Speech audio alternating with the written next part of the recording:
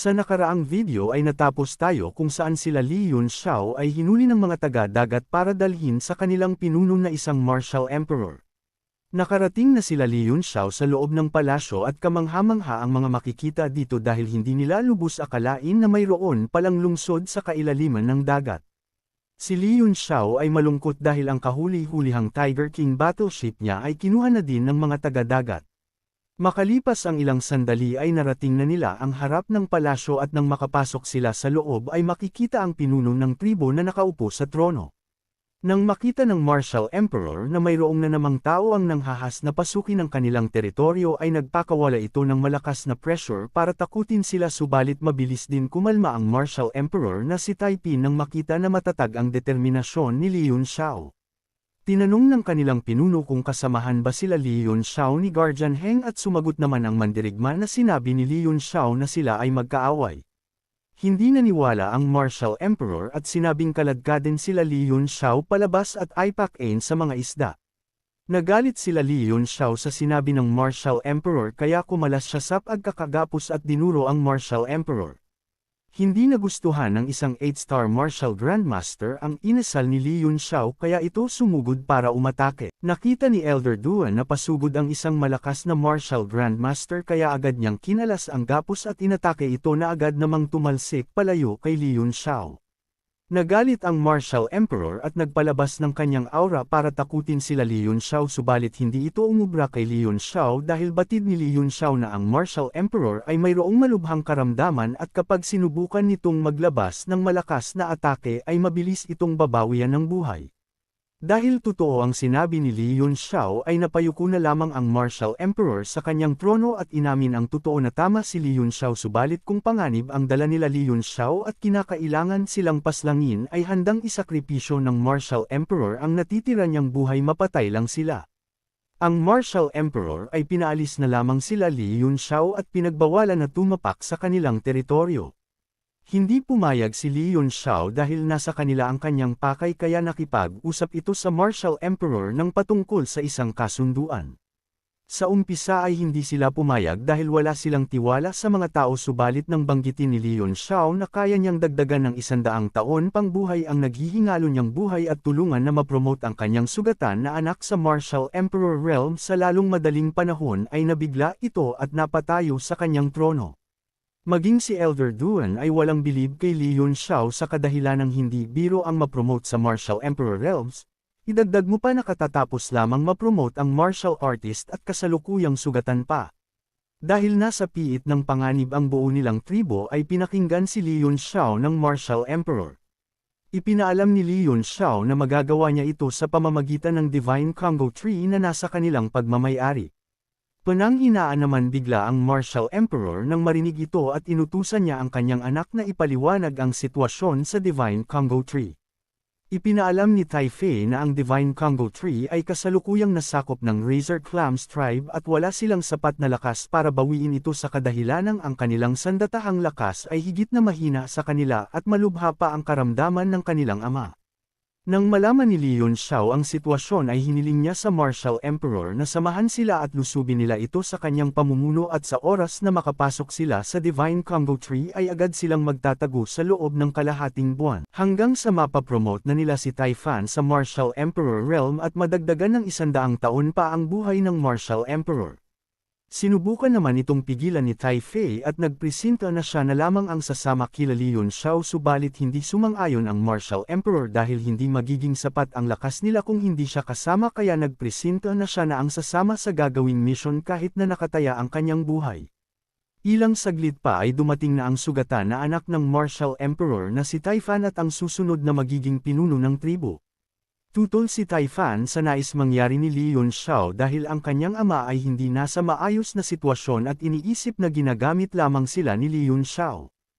Inatake nito si Li Yunxiao na agad naman sinabayan ng atake ni Elder Duan. Bagamat malaki ang kalamangan sa level nilang dalawa ay nagawa pa rin itong mas alag ni Elder Duan.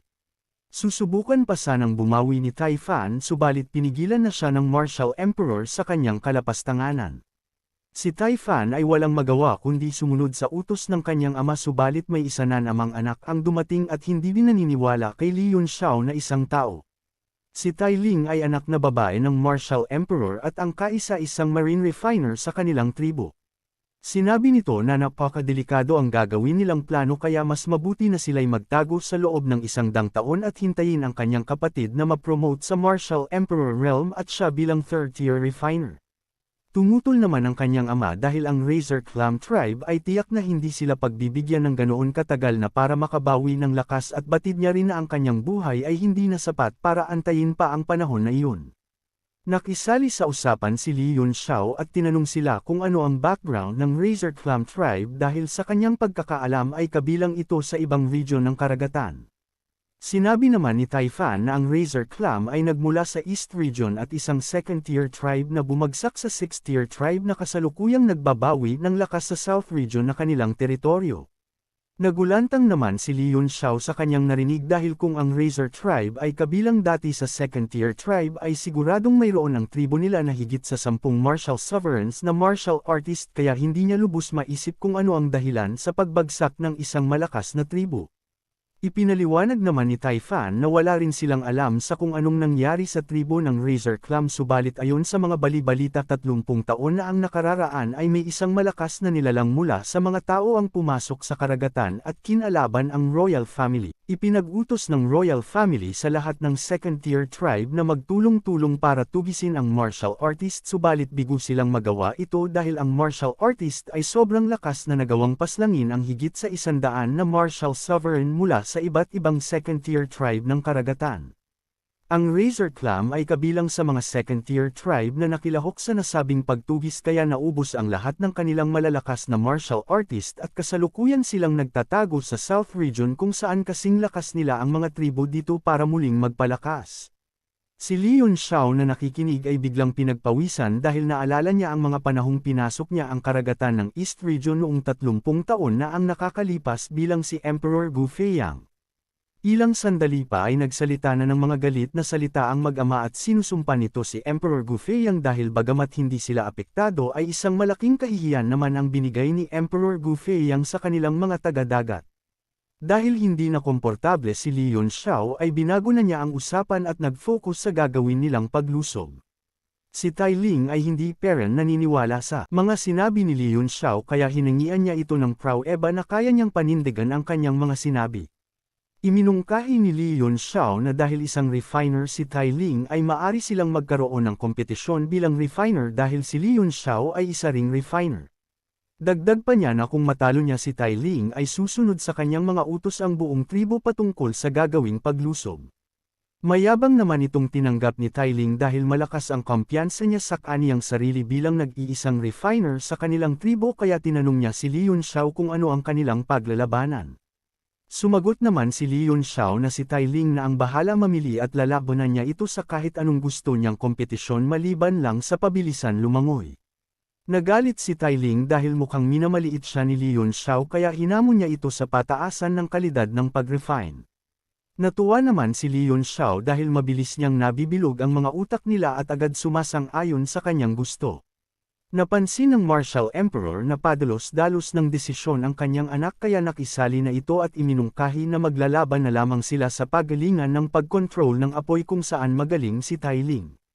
Pumayag naman agad si Li Yunxiao sa nais ng Martial Emperor kaya ang mga magkakapatid ay nagkatinginan na parabang sila na agad ang mananalo subalit lingid sa kanilang kaalaman na unti-unti na silang niluluto ni Li Yunxiao na makabilang sa kanyang pangkat.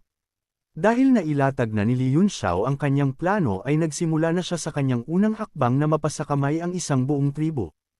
Iminungkahi ni Li Yunxiao na una siyang magpapakita ng fire manipulation at kailangan lamang itong gayahin ni Tai Ling para manalo. Kumpiyansa naman itong tinggap ni Tai Ling kaya sinenyasan na niya si Li Yunxiao na magsimula. Naglakad si Li Yunxiao patungong gitna at sa isip-isip niya ay kailangan niyang ipakita sa mga ito kung sino ang minamaliit nila. Pumitik si Li Yunxiao ng kanyang mga daliri at lumabas ang isang apoy na korteng puno at hindi pa natatapos ang kanyang eksibisyon doon kaya ginawa niya itong mas malaki at para bang bagong sibol pa lamang ang apoy na puno. Hindi makapaniwala ang mga nakakita sa ginawa ni Li Yunxiao na maging si Elder Duan na buong buhay nag-ensayo sa fire element ay hindi pumasok sa kanyang isipan na magagawa niya ito. Ang Tai family ay hindi pa rin nakaka-recover sa kanilang pagkabigla dahil hindi nila lubos maisip na ang isang tao ay may kakayahan ng katulad sa isang Diyos. Bumalik na si Li Yunxiao sa kanyang pwesto at oras na ni Tai Ling para gayahin ito. Batid ni Tai Ling na likas sa mga tao ang pagiging magaling nerfiner subalit hindi niya akalain na makakatagpo siya ng kagaya ni Li Yunxiao. Bagamat mahirap ay sinubukan pa rin ni Tai Ling na gayahin ang ginawa ni Li Yunxiao at sa unang pagkakataon ay bigo siyang magtagumpay subalit hindi siya sumuko at muling sinubukang gayahin ang ginawa ni Li Yunxiao ngunit sa pagkakataong ito ay inilagay niya bilang inspirasyon si Li Yunxiao sa paglikha kaya nagawa niyang magtagumpay at naipakita ang larawan kahit na sandali lamang. Nabuhayan ng loob ang magpapamilya at bumilib naman si Li Yunxiao sa pinakita ni Tai Ling na maging siya ay aminado na may angking talento si Tai Ling sa pagkontrol ng apoy na higit sa kanya.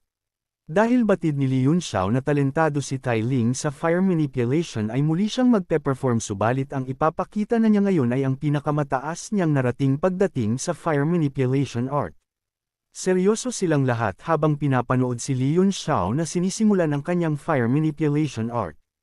Ilang sandali lamang ay nabalot ang buong lugar ng apoy at isa-isang nagsiusbungan ang mga puno sa paligid ng palasyo na labis. Nilang ikinagulat dahil ang ginawa ni Li Yunxiao ay hindi basta puno kundi isang gubat na naglalaman ng iba't ibang hugis ng mga puno. Maya-maya lamang ay nagsilabasan na sa mga puno ang mga ibon na nagliliparan na animoy mayroon itong mga buhay. Sa mga puntong ito ay hindi na nila alam kung ano ang kanilang sasabihin dahil ang pinakita ni Li Yunxiao ay lagpas na sa kakayahan na kayang gawin ng isang martial artist. Sa pag-aakalang tapos na si Li Yunxiao ay bigla itong naglabas ng isang instrumento at nagwika na balak niyang palabasin ang mythical creature na kung tawagin ay Phoenix. Sinimulan ni Li Yunxiao hipan ang instrumento at lumabas ang ulo ng Phoenix na para bang umaayon sa kanyang gusto at kasunod nito ang paglitaw ng isang buong Phoenix na pinalilibutan ng iba't ibang uri ng ibon na masayang nagdidiwang sa paglabas ng kanilang hari. Pagkatapos ni Li Yunxiao sa pagpe-perform ay umangat ang kanyang level at naging 2-star martial great master. Ilang sandali pa ang nakalipas ay biglang lumuhad ang Martial Emperor at nagbigay-pugay kay Li Yunxiao sa di malamang dahilan kaya ang mga nabigla sa performance ay lalo pang nabigla sa ginawa ng Martial Emperor. Inutusan ng Martial Emperor ang kanyang mga anak na magsipagluhod din at samahan siya sa kanyang ginagawa dahil dumating na ang kanilang tagapagligtas na si Li Yunxiao bilang Holy Emissary. Dahil hindi alam ni Li Yunxiao kung bakit nagkakaganiyan ang Martial Emperor ay tinanong na niya ito kung ano ang nangyayari. Ipinaliwanag ng Martial Emperor na ang kanilang pinagmulan ay may malalim na history kung saan ang kanilang tribo ay dating malakas na pangkat at ang kanilang ancestor ay isang Nine Heavens Martial Sovereign na nakakuha ng basbas sa isang legendary phoenix kaya ang kanilang tribo ay ang namumukod tanging tribo sa karagatan na kayang magmanipula ng apoy subalit sa kasamaang palad ang kanilang bloodline ay unti-unting nanghihina dahil ang apoy sa kanilang dugo ay unti-unting nawawala dahilan para wala na sa kanilang makarating sa mataas na level ng martial arts. Hindi makapaniwala ang mga anak sa kanilang nalaman na impormasyon dahil darating ang panahon ay ang maging Martial Emperor ay malabo nang maabot ng kanilang tribo. Binasag naman ng kanilang ama ang kanilang pagkalugmok dahil dumating na ang tagapagligtas ng kanilang tribo na si Li Yunxiao at batid niya na si Li Yunxiao ang susi sa natutulog nilang dugo dahil simula nang nilabas ni Li Yunxiao ang kanyang apoy ay naramdaman niya ang muling pagkabuhay ng ancient power sa kanyang katawan. Tinanong ng Martial Emperor kung ang gamit ba ni Li Yunxiao na apoy ay isang divine flames na nagmula sa isang phoenix.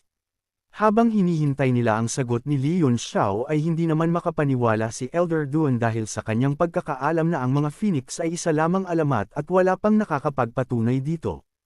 Sumagot si Li Yunxiao at inamin na taglay-taglay niya nga ang divine flames ng phoenix. Napaiyak na lamang ang Martial Emperor at labis na nagpapasalamat dahil sa gitna ng kanilang problema ay dumating na rin ang pinakahihintay nilang solusyon.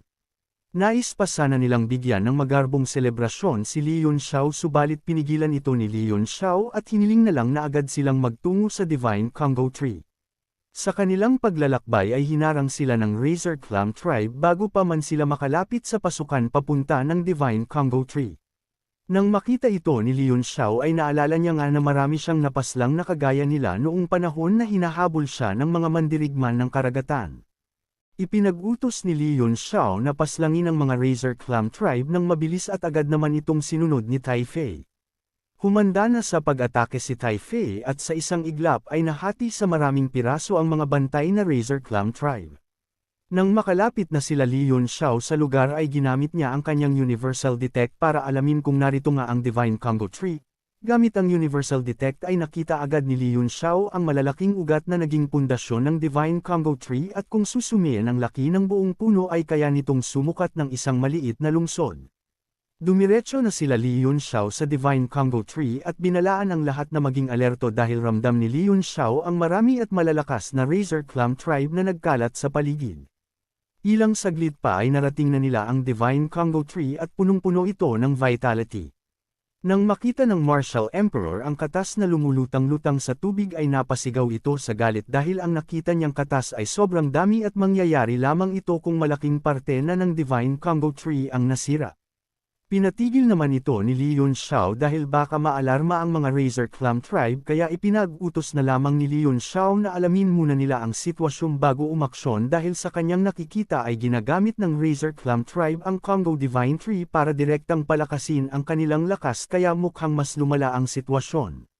Dahil sa nangyaring komos iyon ay dumating ang ilang Razor Clam tribe at agad na inatake sila Li Yunxiao habang sila ay nag-uusap ng kanilang plano subalit hindi naman ito hinayaan nila Elder Duan kaya mabilis nila itong napaslang sa pangunguna ni Elder Duan. Ang grupo nila Li Yunxiao ay ganadong-ganado sa pakikipaglaban sa tribo ng Razor Clam. Habang nilalakbay nila Li Yunxiao ang Divine Congo Tree ay kitang-kita kung gaano nakalaki ang natamo nitong pinsala. Habang pinagmamasdan nila ang sinapit ng puno ay bigla naman nakaramdam si Li Yunxiao ng muli na namang pag-angat ng kanyang level dahil ang kapal ng vitality sa paligid ay mabilis na hinihigop ng kanyang katawan para maging Yuan Qi. Sinubukan ni Li Yunxiao kumonekta sa Divine Congo Tree at mas lalo pang bumilis ang pag-angat ng kanyang level. Hindi niya lubos akalain na ganito ang kayang gawin ng Divine Congo Tree kaya nanghihinayang siya sa sinasapit nito dahil unti-unti itong nawawasak. Itinuro ng Martial Emperor na kapag pinasok nila ang direksyon na ito ay makakarating sila sa gitnang dako ng Divine Congo Tree. Sinabi naman ni Li Yunxiao na maraming malalakas na presensya sa direksyon na tinuro ng Martial Emperor at mukhang mas malala pa ito sa kanilang inaasahan dahil ang lakas na taglay ng mga nasa loob ay higit na mas mataas. Didiretso na sana sila Li Yunxiao subalit sa bapana ng pasukan ay sumulpot ang isang Razor Clam at hinarang sila sa pagpasok. Sinubukan nitong atakehin sila Li Yunxiao at sa lakas na taglay nito ay agad niyang napawalang bisa ang grupo ni Li Yunxiao. Napag-alaman nila na isa palang pick 9-star Martial Grandmaster ang kalaban at dahil walang makatapat sa lakas nito ay napilitan ang Martial Emperor na umatake. Sa isang kumpas ng kamay ng Tribe Chief ay napawalang bisa niya ang atake ng Razor Clam. Nakilala naman ng Razor Clam ang kanyang kaharap ay isang Martial Emperor subalit huli na ang lahat dahil desidido ang Tribe Chief na siya'y paslangin. Sinubukan pa nitong gamitin ang kanilang background para matakot ang Tribe Chief subalit hindi ito pinansin at agad na pinaslang ang Razor Clam sa isang atake lamang. Sa atakeng ginawa ng Tribe Chief ay agad itong nanghina at unti-unting bumagsak ang kanyang katawan dahilan para mapaluhod ito sa lupa. Lumapit ito kay Li Yunxiao para magbigay na ng huli niyang habilin para sa kanyang buong tribo dahil batid niya na hanggang dito na lamang ang kanyang buhay. Sinapok naman ni Li Yunxiao ang mukha nito at sinabihan na magtigil ang Tribe Chief sa kanyang pinagsasabi dahil kahit gustuhin man itong mamatay ay hindi siya hahayaan ni Li Yunxiao. Ang Divine Congo Tree ay punong-puno ng vitality sa buong paligid na agad kinuha ni Li Yunxiao para ibigay kay Tribe Chief. Ilang saglit lang ay biglang sumigla at napuno ng buhay ang katawan nito na parabang nawala ang lahat ng sakit na iniinda nito sa katawan. Habang masaya silang magpapamilya ay inutusan na sila ni Li Yunxiao na agad magtungo sa kanilang pakay. Dahil ngayon na lamang naramdaman ng Tribe Chief ang ganitong pakiramdam ay masaya siyang nanguna sa ginagawa nilang pagsugod. Binasag naman ni Li Yunxiao ang kasiyahan nito at pinadalhan siya ng isang private message at sinabi Li Yunxiao na hindi pa tuluyang magaling ang katawan nito at pinabagal lamang ni Li Yunxiao ang unti-unting pagkasira ng katawan ni Tribe Chief. Kaya kailangan nilang magmadali at makapunta agad sa gitna ng Divine Congo Tree para madagdagan na ni Li Yunxiao ang buhay ni Tribe Chief. Dagdag pa niya na sa mga susunod na labanan ay hindi maaring makisali ang tribe chief dahil kung magkataon ay tiyak na babawian ito ng buhay. Ilang sandali pa ang nakalipas ay nalaman na ng ibang Razor Clan na mayroong pumasok sa Divine Congo Tree at pinagpapaslang ang ilan nilang kalahi. Sa pamumuno ni Elder Dalay ng Razor Clan Tribe na isang martial emperor ay pinatigil niya ang paghabol sa mga intruder dahil batid niya na mayroon itong kasamang martial emperor at kasalukuyang nasa seclusion ang iba pang elder ng Razor Clan Tribe kaya minabuti na muna nila itong hayaan dahil malaki naman ang Divine Congo Tree at nais nila itong suliting ubusin sa loob ng 100 taon bago kumilos ng paglusob. Dagdag pa niya na hindi pa naman huli ang lahat dahil darating ang panahon at magkakaroon na ulit sila ng dalawang martial sovereign para muling sakupin ang ilang parte ng karagatan. Ilang sandali pa ang nakalipas at nakarating na din sila Leon Xiao sa kanilang destinasyon dahil sa di malamang dahilan kahit na hindi nila magamit ang Universal Detect para malaman ang tamang direksyon sa loob ng Divine Congo Tree ay nararamdaman naman ni Leon Xiao ang mga tamang direksyon na tila ba may nagtuturo sa kanya. Sa isip-isip niya na maaring may kinalaman ito sa Divine Phoenix True Fire na taglay-taglay niya. Agad na pumasok sila Leon Xiao sa lagusan at narating na ang isang parte sa gitna ng Divine Congo Tree. Agad na pinag-utos ni Leon Xiao na tulungan siya ni Tai Ling na mag-set up ng formation para masimulan na ang kanilang plano. Ilang sandali lang ang nakalipas ay natapos na sila Leon Xiao sa pag-set up ng formation na kung tawagin ay Creation Link Absorbs iyon kung saan direkta nitong hinihigop ang Soul Key ng isang makapangyarihang bagay at kino-convert ito sa Yuan Key. Dagdag pa niya na ang Ancient Formation na ito ay matagal nang nakalimutan ng buong kontinente dahil sa kawalan ng paggagamitan nito subalit ang karagatan ay marami pa ring undiscovered na lugar kaya ituturo ito ni Leon Xiao kay Tai Ling bago siya umalis para magamit nila kahit wala siya. Sa umpisa ay duda ang mga kasamahan ni Leon Xiao sa kayang gawin ng formation dahil halos lahat sila ay matataas na ang level subalit nang pumasok sila sa formation at sinubukan itong gamitin ay mabilis nilang naramdaman ang bug zone ng True Yuan Key sa kanilang katawan na talaga namang nakakaginhawa sa pakiramdam dahil kahit wala silang ginagawa ay tuloy-tuloy ang kanilang paglakas. Batid ni Leon Xiao na hindi kakayanin ng Divine Congo Tree ang lakas ng Ancient Formation at tuluyan itong mamamatay sa loob ng 10 araw at malabo na itong makaka-recover dahil kakailanganin ng 10,000 taon para muli itong makabangon. Ilang sandali pa ang lumipas ay naging isang 3-star Martial Great Master na si Leon Xiao subalit nang lingunin niya si Elder Duan ay malungkot itong nagmumukmak sa gilid. Nilapitan niya ito para tanungin dahil walang nagbago sa katawan nito simula kanina. Malungkot na inamin ni Elder Duan na ang kanyang katawan at cultivation ay na-curse sealed ng isang malakas na expert.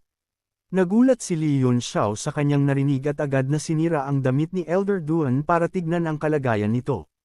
Lalo pang nagulat si Leon Xiao dahil ang nakita niya sa katawan ni Elder Duan ay ang Three Directions Ghost Eye Curse Seal. Nagtataka naman si Elder Duan dahil pati ang curse seal sa kanyang katawan ay alam ni Leon Xiao.